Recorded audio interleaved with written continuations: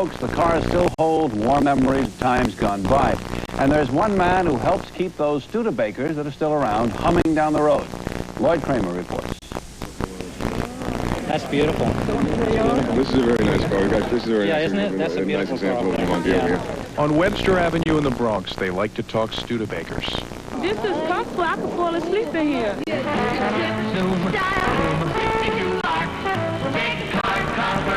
Seems a lot of people have a Studebaker story, and the story often sounds like this. My father had a 53 Champion Starliner and he used to let me drive it. This is it, the most modern car in America. It's a 54 Studebaker, a sports model. Raymond Loewy designed it. They began building cars in 1902, and by the time Studebaker finished its run in the mid-1960s, 6 million models had been sold. Today, an estimated 200,000 are still around. If you know what a bucket of rust looks like, well, that's what this car looked like before I started working on it. Jerry Dolazar spent 6 years and 10 grand to restore his 1950 Champion, which he'd bought for $1,500. Rebuilt the whole thing, new engine. Tony did the engine. I hate to come here because every time I come here, he finds a new part that I need for the car, so it costs me money. The lining is still good. Yeah, the lighting's pretty good. Well, since June 1944, Tony Caralla's been running what he says is the only authorized Studebaker repair shop on the entire eastern seaboard. Oh, I see 218 in Manhattan. We come across there. We have a certain book that we... It's a family operation with his daughter Louise Morris. You pretty much grew up in this place, didn't Yes, I started working here when I was 14, and I'm still here. Now that I'm 39, you know. And 2 grandsons have a hand in the operation. Why Studebaker? Why? Well, that was my first job when I came to New York. You know, I originally come from Geneva, New York. If it wasn't for him, I don't think we could keep these cars going the way we do. Some customers call and they'll say they want a certain part, and Tony, without even looking the part up in the parts book, he knows exactly the number. Actually, legend has it that Tony Caralla has been known to guess the part a customer wants just by the expression on their face. Is that Yeah, true? that's true, yeah. This is original paint. The only thing that's been done over on the car is the upholstery inside. John Mayers held on to his 62 GT Hawk. Back in 1962, there weren't a lot of nice things said about a Studebaker, were there? Not too many. To this day, Studebaker is the butt of jokes in commercials. Then they wish I still drove my Studebaker. Of course, the old joke was that a Studebaker didn't know whether it was coming or going. That's right, yeah, especially this particular model, the Starlight Coupe. Studebaker's always inspired a certain kind of affection. Ride well? Like new. Tony Caralla, by the way, has a 62 Lark, which he says needs work. Find out for yourself. See and price 6 stunning styles. Talk to your Studebaker dealer and learn how easy it is to be happy as a lark. Lloyd Kramer News for the Bronx.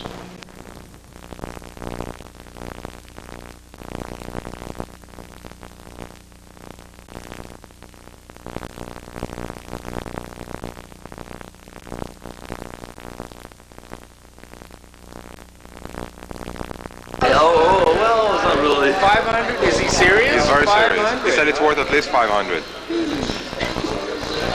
It's a good deal. I saw it on MTV the other day. Someone playing one of them. No, I like it. It's pretty funky. Oh, it's a good, and it's a good. Oh, yes. So, Dad, you're on Channel 4. I remember I was watching Channel 4 News where I had a cigarette in my hand. My mother that was on TV now. Yes. I got you on tape from that time, Tony. Hi, Louise. Hi. My wife had it. We're enjoying our last meeting of the Studebaker Drivers Club Manhattan chapter, possibly here at the A&M Garage, but hopefully at another location as soon as possible. Another gasket. Whatever. You never know. You know, there might be something coming up in the future. One never knows. Sure. And you certainly shouldn't give up hope. No, we're never giving up hope. That's We're good. never giving up the ship. Mm-hmm. We're all in the same boat. How long have you been in this address? We've been here for 46 years. Oh, That's a long time. Yeah. Sure. Before you were born. Well, no, not really. I was 14 years old when I started. Yeah. Now that I'm 39, I'm still here, and I'm 39 already too. well, we're all 39, really suffering. You take more of Tony. Oh, yeah, for sure. Got a haircut for the occasion. There's some two heavy-duty Studebaker guys here. 536, 940 gasket. All right. Sounds good to me. Yeah, one of these. That's the gasket for the filter. Oh, for the filter? Yeah. Okay, yeah. Okay, yeah, I needed them. I need one of them too. And you need the filter. The stone filter. Stone filter. 1549, 300. Oh, yeah. Took the words right out of my mouth. And here's Tom. Hello, how are you? Oh, The man who knows. the man who knows, yeah? Okay. Got any parts for Studebaker? Oh, Studebaker, yeah. Wait a minute, let's see. We might even have a gas filter over here. Underneath the food, huh, Tony? That's where you keep the really good stuff. Yeah. No, the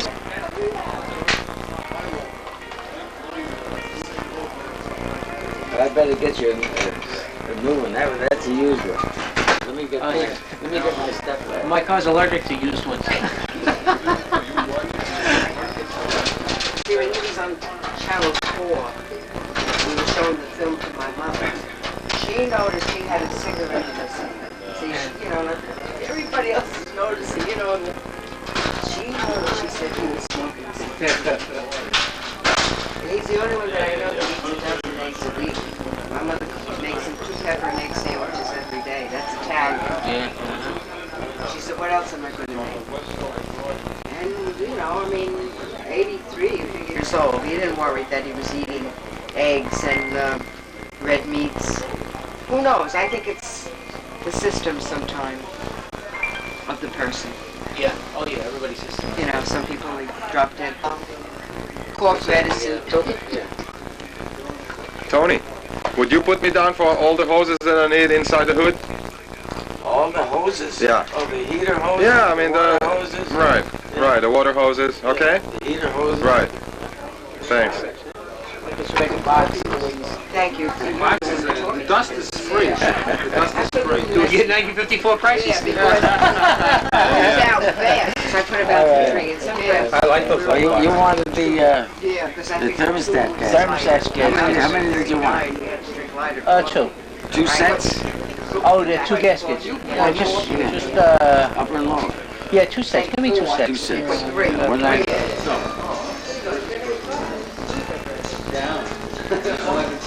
Unless they did, right? Oh, yeah. I don't know how they got in. They came over, I gave them 3 days and what? I pulled in and the shop was on One of the birthdays. Yeah, birthday a while ago. I guess it's a So year how does ago. it feel to be 31, John? Great. It feels great to be 31. I'll tell you that. Yes, Dan? It feels great to be. Dan, you look like you should be on MTV, man. I should be an MTV. Yeah, I mean, just the way you look right now. I haven't done it right, so I'm tired. Come on, give me a... You ain't nothing but a hound dog. No, not tonight, not tonight. You gotta catch me in a good mood. All right. You gotta...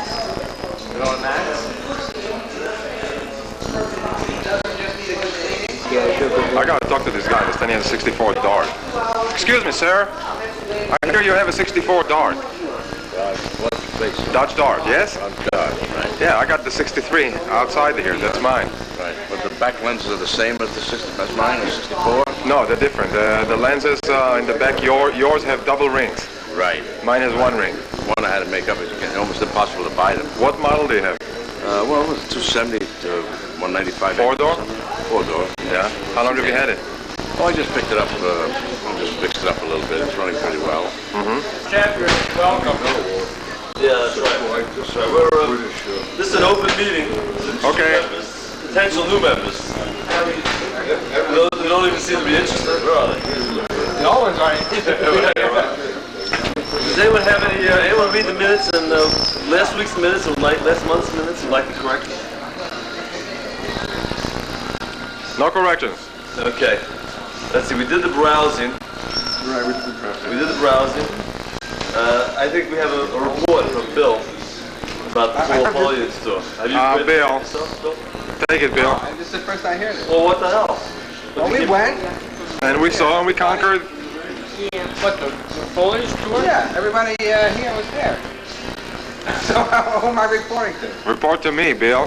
You were there too. Who's that? Well, how was the weather, Bill? Great weather. Okay. What cars were that, Bill? He doesn't remember. He was changing diapers all the How's time. the job at your winterization report, Beth? That's going to be in The next Gazette. And that's already at the printer. Oh, it is? Yeah. Okay, I guess we're moving on, Bill. Do you have anything else to report? No. We all made it home safely? Yeah, I did. I did. Yeah, right. Okay, the regional meet, we have 2 tables. And we will have a hot... We got the receipt. I already did. I gave you the receipt. Your own passed it on. The club owes me a quarter for the stamp. I'll give you 23. We're going to get a hospitality suite, which essentially means 2 rooms where we can get together with. That's right. Except Very good, John. Filled up. You have to clean it out, otherwise Very good, John. How far of a ride is the region? 4 hours. 4 hours? Yeah, 4 hours. 4 tasteful hours.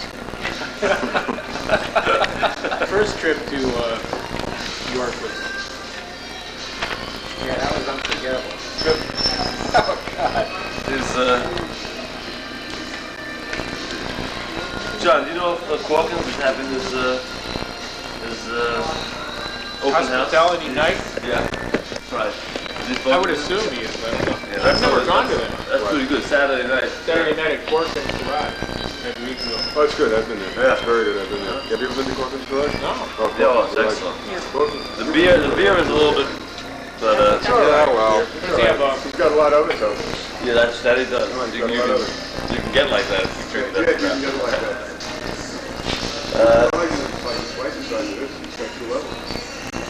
Yeah, right. Real good. I wonder if When you mentioned Jerry's.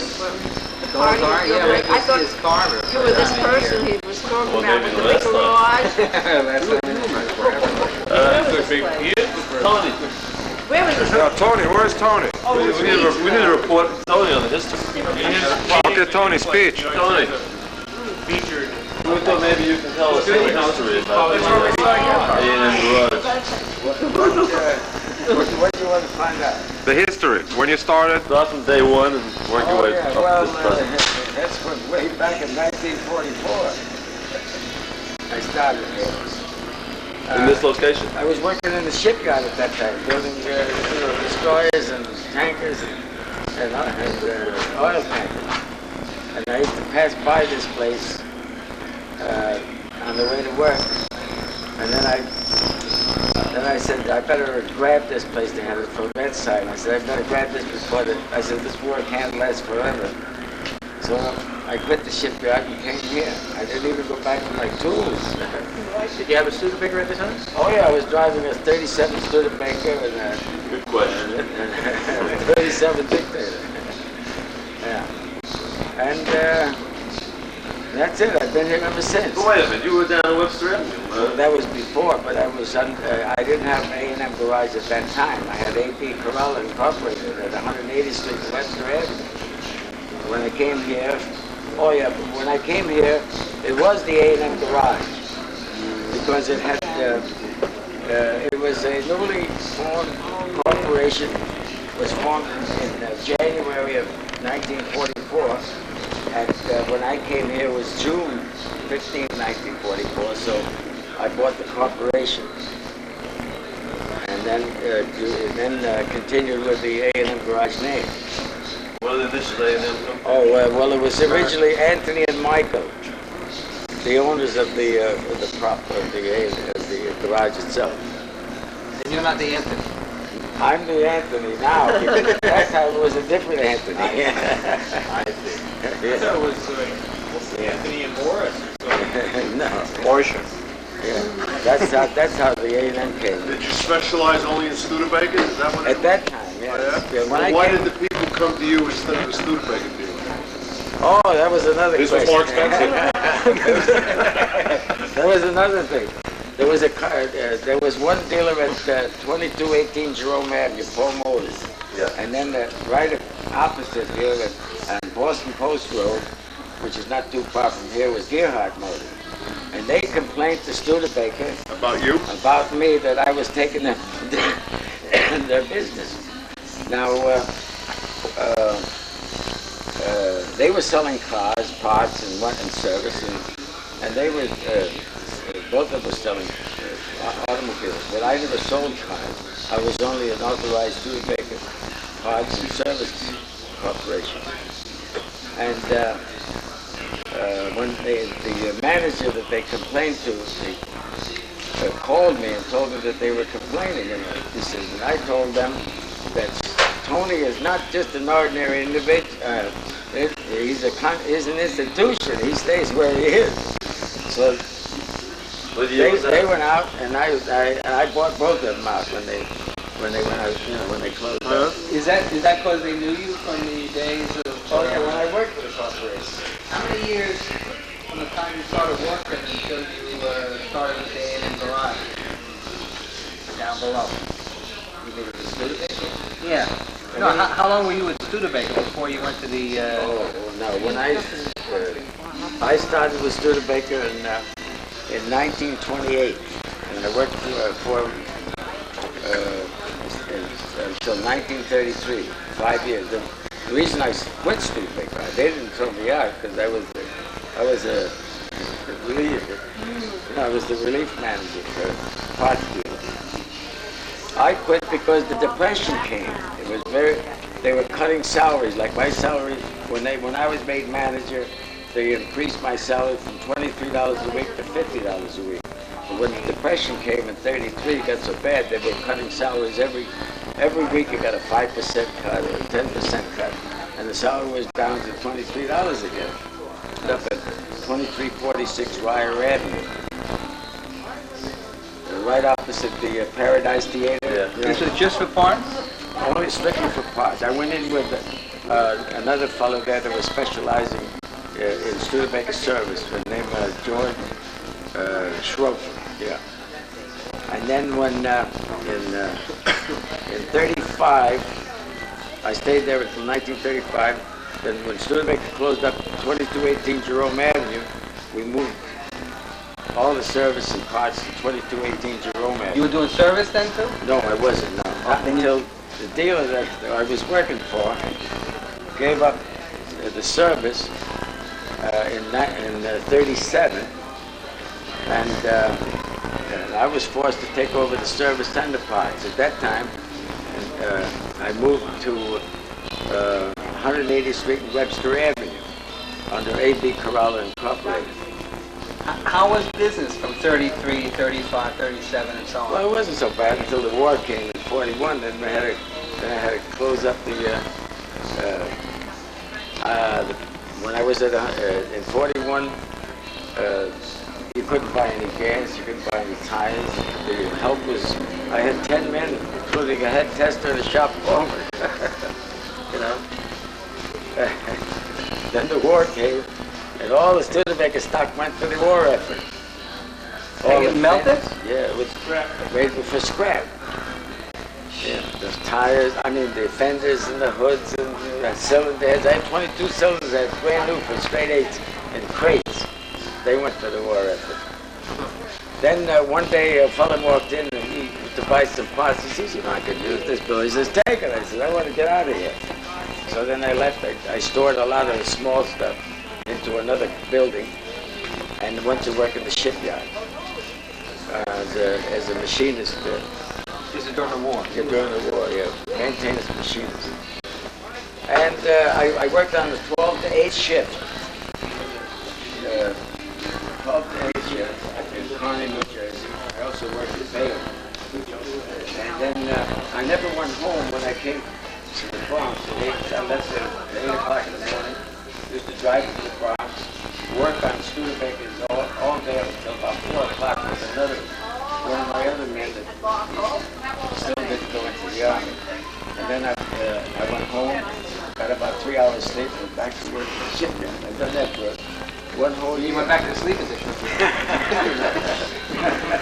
No wonder we almost lost the war. Yeah, ribbon here. So you were here in 1944? Yeah. And when did you when I first came here, the place was deserted. Well, then I hired a crew, you know, men working here. One day the cop stopped in. He said, "What do you got? A fat game going on there?" He says, "I said, no, we're working. Who? I want. What are all those cars doing out there?" I said, "They belong to the guys that work here." There was hardly anything here. What was this building before you turned it into a... It was a garage. Just a parking garage. Parking garage. That's all, nothing else. When I first started coming here, it was still a parking garage. Oh yeah, probably, yes. We used to get $6 a month I used to park to the car. So you were paying in service. You brought it in to get it fixed. No, you paid by the month. $6 a month. Yeah, $6 a month. I remember when Tony put a sign 90, you know, to discourage people. $9 90 a month. 90? Yeah, but it was only a sign. You were paying 30 a month. Unless you asked him to fix the here. It's not the car department. One time I was in the office, minding my own business, and there was a colored fellow leaning up against that pole outside there. And the police car got out and he says, "Man, what are you doing in this neighborhood?" That was in 1947. Oh, that's incredible. Yeah. Tony, what year did you get together to start the... Now they say that to you, right? SDC? What year was the SDC formed? 60s? Studebaker Club. New Year's Eve, 1962. Yeah. Was Herb Keller here with you? Yeah. Well, Herb Keller was here? No, he wasn't. He wasn't in the club at that time. It was just Harry Barnes? Harry Barnes and Mrs. Barnes and Schwachter and what's the other guy's name? Cover. I forget what the name is. One of them is dead now anyway. And look what you guys started. You started a monster. Yeah, that's right. We had no idea anything like this. You're guilty. Throw yourself to the mercy of the court. I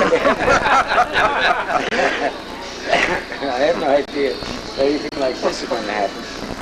But I had to fly all over the country from time to time.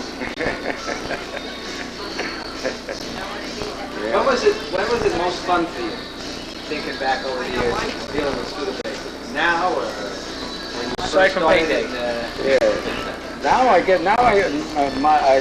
I spend all my time just taking out parts and shipping out parts. You know, there's the orders going out tomorrow. Look, here's the orders right here. Can you read that? What does it say? Every day, 5 to 6 boxes go out. Well, all over. Hawthorne, California, UPS comes in. Massachusetts, Indiana. Milk Cobb. Oh, yeah. I shipped yeah. Cobbs out yesterday for England. I shipped out milk Cobbs back yesterday. Really? He gave me a credit card. What was invalid? The card. Oh, bogus credit card.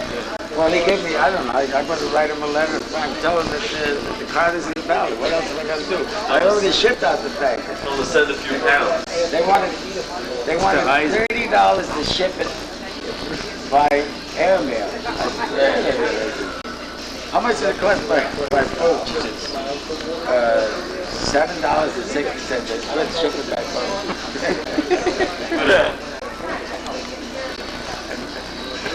Especially if he's not going to pay for it, right? Well, he'll pay for it. When did you make the most money? What money? Tonight. Okay, well. What money? When were you making the most money? The first day he met Stan. I think he's from the IRS. I knew it. First day you met Goldman, right? Yeah. And here is Goldman. I have to give him a check tonight. I know. You got this building in here. Somebody had flopped it over this way. Another thing, it cost me $90 to put it yours. And I said, all right, I'll leave it here a little while. Studebaker you ever owned? The most fun. The most fun. Most fun? Fun. Oh, fun. Well, I had the 37 Dictator for 23 years. I had other Studebakers. My first Studebaker was a 1925 Standard 6.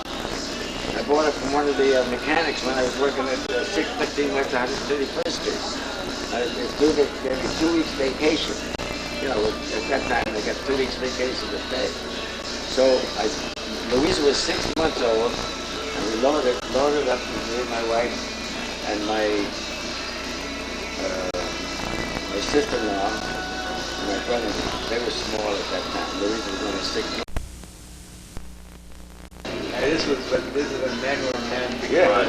Did you ever work on anybody famous in Studebaker? Like an actor or politician or? Yeah, I worked on, I know one of the singers, like Lee Casson.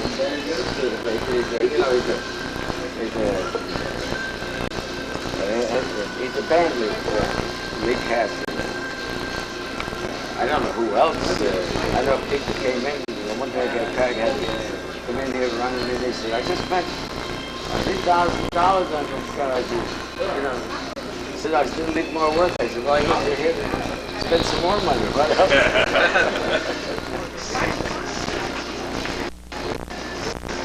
What's the plan then? You're going to move everything to your house? Well, as far as the pods is concerned, yeah. Mostly, you know, the small stuff. You know, we can get a hold of you over there? Anything that I can hide somewhere. Anything I can hide, you know. All of the small stuff in the drawer, in the bins, all of the bins, I got 400 drawers there. Came out of Plant 8 when Studebaker closed up in Detroit. I bought those in 1940 from Studebaker. Those bins, those bins? Yeah, those parts bins inside those. There was a plant in Detroit? Yeah, Detroit plant, yeah. Well, I think it was Packard that was in Detroit. So we could still call you up and... yeah. So I need a 1554321. Yeah, that's it. No. You're bad. The numbers don't start from 5. Sure, you can still call me up. Yes. And get a Studebaker card. If I don't have it, I'll get it, sir. Yeah. People call me all way into the night here, man. The phones ring. Sometimes I'm just about going out the door and the phone will ring. John says that's where he met you. That came here, he was... Remember when I came in with the Scotsman with the blown engine? In 70? September 7th? Yeah, that was the first one, yeah. That one ain't still in the company. First one? The second one. And a brand new shirt. I drove that for about 70,000 miles, and then I put another one. That's like blue one. And then another one. Can't handle it. Sharp.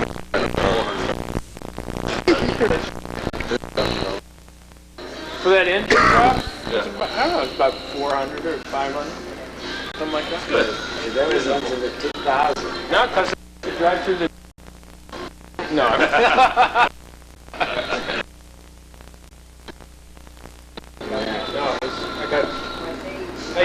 drive it too fast. Back to the memories, Tony. I got one question for you though. How big is your living room? My home? There's no living room. I don't have anything in the living room. I mean, outside of the television set, the couch. But The question I'm getting to is a room in your basement or someplace for us to have a meeting like this around the park. In the future. Well, there's plenty of room. You know, my basement is 95 feet long and 45 feet wide. It's like this. Well, yeah, that's it. Jesus. Right. Well, then what You I didn't did, tell us you live in Mount Vernon. what I did is some of the items are in this one particular room in the basement. You know, bins lined up against the wall. On both sides, I got an aisle in the middle. Now, my Packard, since I bought the Packard, it's been in the garage since 1960. Now, I took it out of the garage and I put bins in the garage, and I'm going to put these big bins in the garage because they won't fit in my basement. They're too high. And you know everything that you have in your house, you know? Now? No problem. I'm writing it in each item.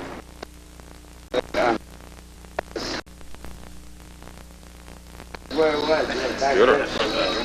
where I put it 20 years ago up in the attic. You know. But, I put it here in 1956. Where could it be? I know, I laid it right here. It's fine. I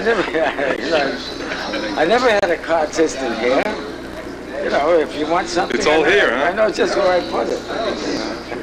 But now I'm inventorying every item that I. You don't need a computer. No. Then I'm gonna buy it. No, I'm going to put it on the card. For what he's got in his head. There's no computer. Tony, you remember Raceway Garage? Oh yeah, Raceway Garage, yeah. Not since they were bought by Anymore. That's smart, brother. But that improves the oil viscosity and prevents the premature break. Down this old Ford, V8 Ford, back in 1931.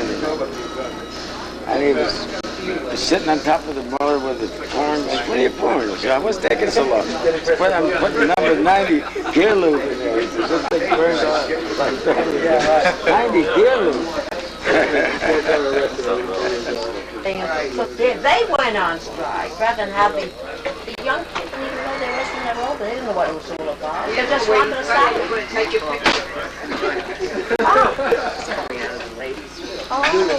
So anything else for Tony? Any questions?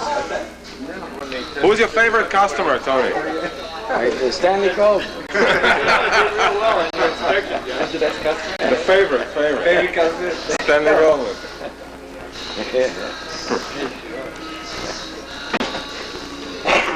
He goes to the national meets, all of a sudden he said, I bought. I said, what do you need it for?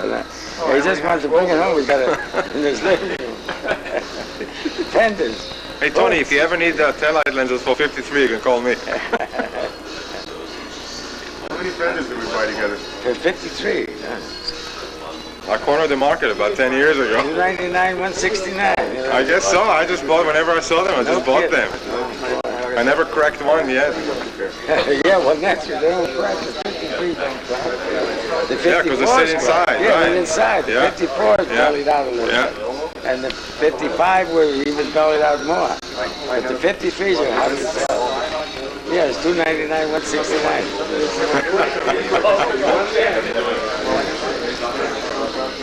Yeah.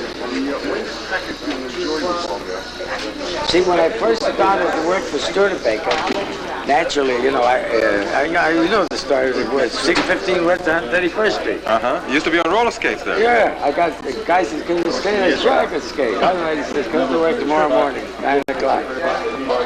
So I said, I don't know where I'm at. I just came to New York 3 days ago, and I'm out looking for work. Let me see where the hell this place is. I got the address. Yeah. And I took the train from there to here. It was only in Nicholas. I wanted to see where I was. So I took it all the way back again so I could find that place in the morning. Because Tony could be the bartender in hospitality.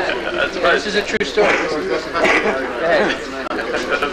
So I reported for work that Phil Matthews. Phil says, all right, go to see Joe Feeney in the shipping department. He'll tell you what to do. So I went over No, Max Cork in the place. Joe handed me a pair of roller skates and a pan and an order. He said, go out and pick orders.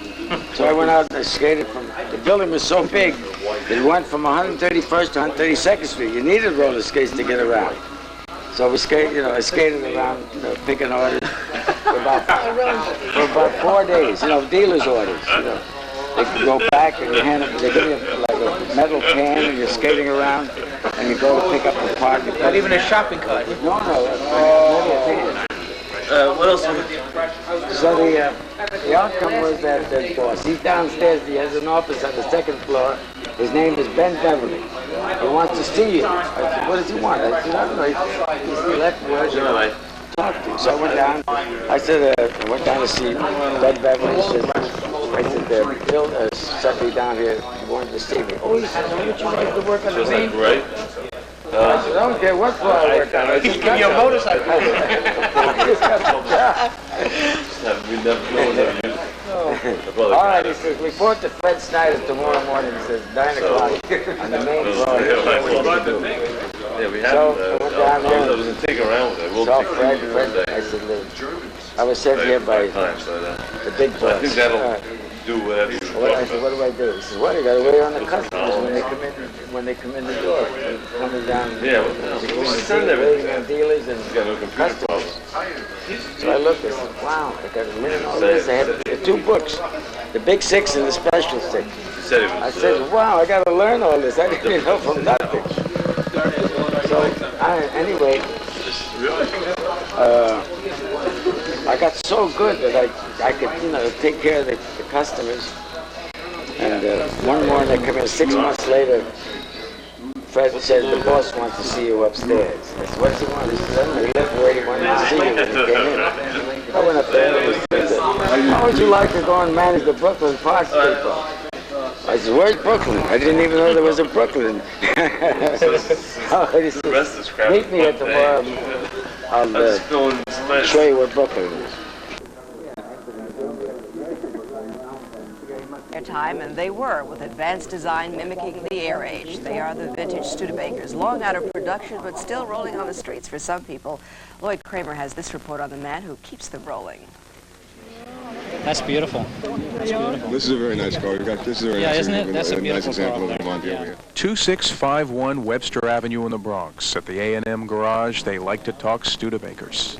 Last one to work on the brakes didn't put a seal back in, so I'm going to do that, and that's it. Other than that, no water's ever come in the car. Seems everyone has a Studebaker story, and the story often sounds like this. My father had a 53 Champion Starliner and he used to let me drive it. This automobile, more than any other modern motor car, is the product of craftsmen, of sons and grandsons, of nephews and brothers. Based in South Bend, Indiana, Studebaker had always been fiercely independent. The sum total of all this experience, of talents and years combined, is built into and gives distinction to every automobile that comes from this factory. Studebaker, being an independent company, was willing to take more chances with their designs. A number of car companies, Ford and a few others, after World War II, were kind of excited about our victory and started to make cars with several airplane motifs. But I think Studebaker really took it, was bold enough to really make a nose that was clearly a sign of an airplane, whereas others tried to subdue it and so on. And that's what I liked about Studebaker. The lining is still good. Yeah, the lining's pretty good. All right. Well, since 1944, Tony Carella's been right here in what he says is the only authorized Studebaker repair shop on the entire eastern seaboard. 218 in Manhattan. You come across there. We have a certain book that it gives you the book value. It's a family operation with his daughter Louise Morris. You pretty much grew up in this place, didn't Yes, I started working here when I was 14, and I'm still here. Now that I'm 39, And 2 grandsons have a hand in the operation. Why Studebaker? Why? Well, that was my first job when I came to New York. I originally come from Geneva, New York. I came here, and I figured I'd settle here, so I went out looking for a job. Here's where a Studebaker V8 engine starts out in life. Studebaker began building covered wagons back in 1852, automobiles in 1902, and when they finished their run in the mid-1960s, 6 million models had been sold. 200,000 are still around. If you know what a bucket of rust looks like, well, that's what this car looked like before I started working on it. Jerry Dolazar spent 6 years and 10 grand to restore his 1950 Champion, which he'd bought for $1,500. Rebuilt the whole thing, new engine. Tony did the engine. I hate to come here because every time I come here, he finds a new part that I need for the car, so it costs me money. Yeah. Well, it could be either the pump, the control valve. Some customers call and they'll say they want a certain part. And Tony, without even looking the part up in the parts book, he knows exactly the number. Actually, legend has it that Tony Caralla has been known to guess the part a customer wants just by the expression on their face. Is that true? That's true, yes. If it wasn't for him, I don't think we could keep these cars going the way we do. What is this? I told him, that's a gear. What is this? That's a wiper blade. What's that? Tony Caralla could go on and on about Studebakers, and he does. I remember this fellow when he pulled into the service station. He drove in from South America to... This was 1928 at Studebaker's main parts depot nearby. These were the days when they worked on roller skates. Yes, and what a winner of a car we're going to show you. Come on along. This is it, the most modern car in America. It's a 54 Studebaker. Then there was the Studebaker image. Stupid Baker was one rather unfortunate epithet. This is original paint.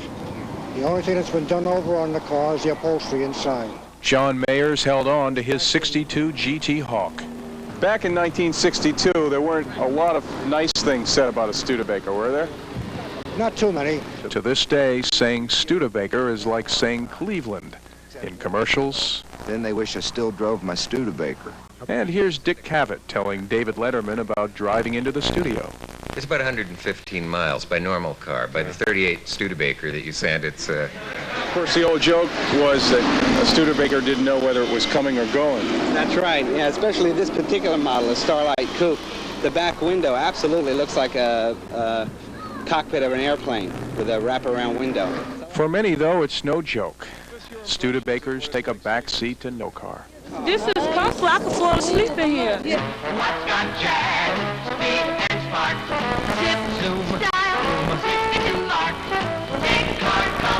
By the way, Tony Caralla has a 62 Lark, which he says needs lots of work. Anyway, we get a roll.